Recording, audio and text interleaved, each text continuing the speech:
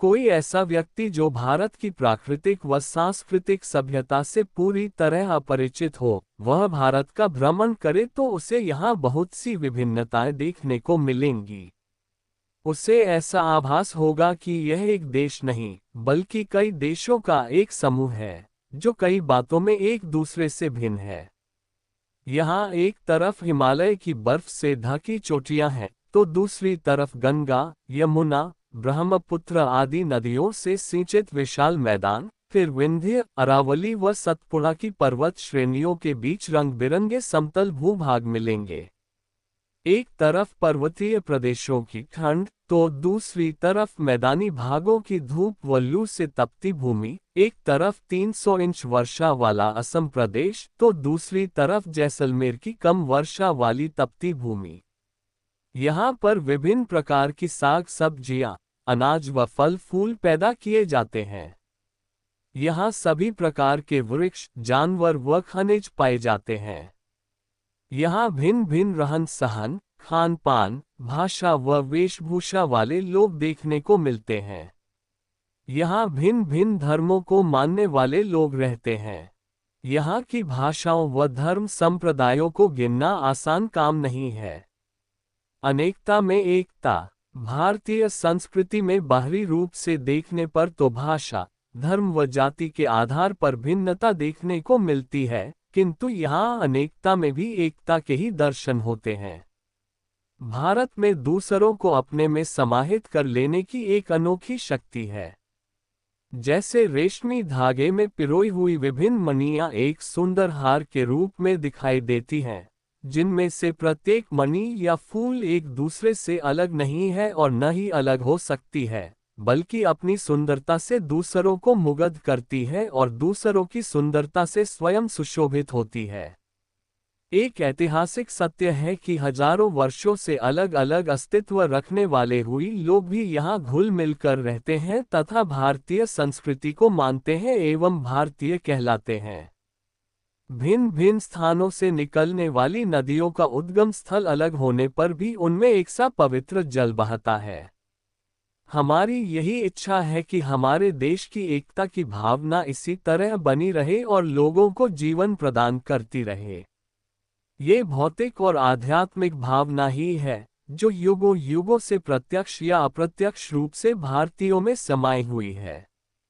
इसके साथ साथ सत्य व अहिंसा की भावना भी हमारे जीवन में प्राणों का संचार करती हुई हमें अमृतत्व की तरफ ले जाती है, जो केवल हमारे देश के लिए ही नहीं बल्कि पूरे विश्व के लिए आवश्यक हो गया है। आज हमारे देश में प्रजातंत्र की स्थापना हो चुकी है, जिसका अर्थ है व्यक्ति की पूर्ण स्वतंत्रता, जिसमें वह अपना सामाजिक व सामूहिक विकास कर सके। यदि एक की उन्नति दूसरे के विकास में बाधक सिद्ध होती है तो संघर्ष पैदा होता है। ये संघर्ष अहिंसा के मार्ग पर चलकर ही समाप्त हो सकता है। अहिंसा का ही दूसरा रूप त्याग है। हिंसा का दूसरा रूप स्वार्थ या भोग है, किंतु हमारी सभ्यता ने भोग भी त्याग ही से निकाला है और भोग को प्राप्त भी त्याग में ही किया है, अर्थात भौतिकता में ही नैतिकता का गुण विद्यमान है। इसी भावना से हम व्यक्ति, समाज व देशों के बीच के विरोध को मिटाना चाहते हैं। यही कारण है कि यहाँ पर सभी अपने अपने धर्म को मानते हैं, अपनी भाषा बोलते हैं। हमने किसी की संपत्ति पर जबरदस्ती कब्जा नहीं किया, बल्कि प्रेम व सौहार्द से एक दूसरे के धर्म व संस्कृतियों में शामिल हुए। हमने उनके हृदयों को जीता है, इसलिए वह चेतना आज भी लोगों में विद्यमान है। वैज्ञानिक और औद्योगिक विकास के भयानक परिणामों के बाद भी हम अपने को सुरक्षित कैसे रख पाए? इसके दो कारण हैं। पहला ये कि विभिन्न प्राकृतिक और मानवीय विपदाओं के पड़ने पर भी हम विचलित नहीं हुए, हमारी सृजनात्मक शक्ति कम नहीं हुई। देश में साम्राज्य बने और मिटे, संप्रदायों का उत्थान पतन हुआ, विदेशियों द्वारा हराए गए, किंतु फिर भी हमने अपना धैर्य नहीं छोड़ा। हमारे बुरे समय में भी हमारे देश में समय समय पर ऐसे मनीषी व कर्मयोगी पैदा होते रहे, जिन्होंने देश के आध्यात्मिक, सांस्कृतिक व बौद्धिक गौरव को समाप्त नहीं होने दिया। ऐसे महापुरुषों में रवींद्रनाथ टैगोर, महर्षि अरविंद व रमन महात्मा गांधी जैसे कर्मठ व धर्मनिष्ठ क्रांतिकारियों के नाम प्रमुख हैं। दूसरी बात यह है कि संस्कृति और सामूहिक चेतना ही हमारे देश का प्राण है।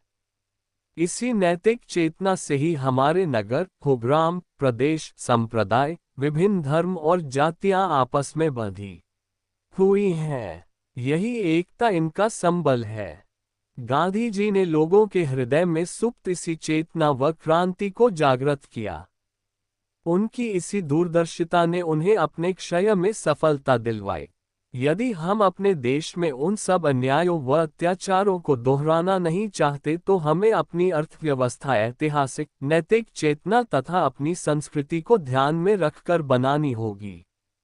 इसमें हमें व्यक्तिगत लाभ, भोग व स्वार्थ को छोड़कर सामाजिक कल्याण की भावना जागृत करनी होगी। हमें अपने व्यक्तिगत स्वार्थ को त्याग कर व्यक्तिगत कर्तव्य व सेवा निष्ठा पर जोर देना चाहिए।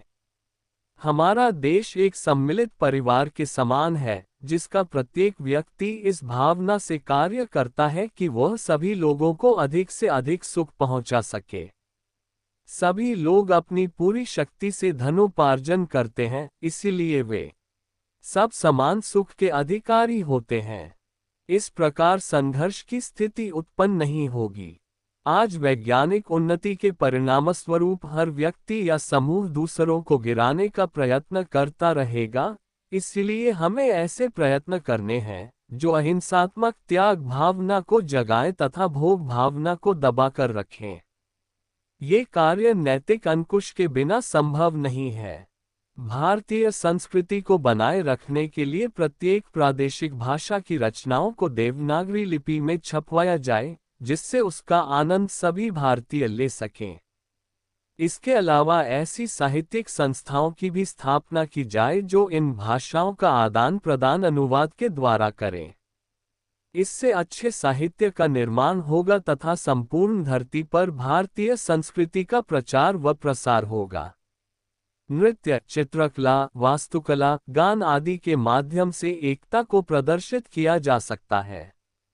भारत भूमि पर स्वर्ग होने की परिकल्पना तभी संभव हो सकती है जब हम सब अहिंसा, सत्य और सेवा के आदर्श को सारे संसार में फैला सकें।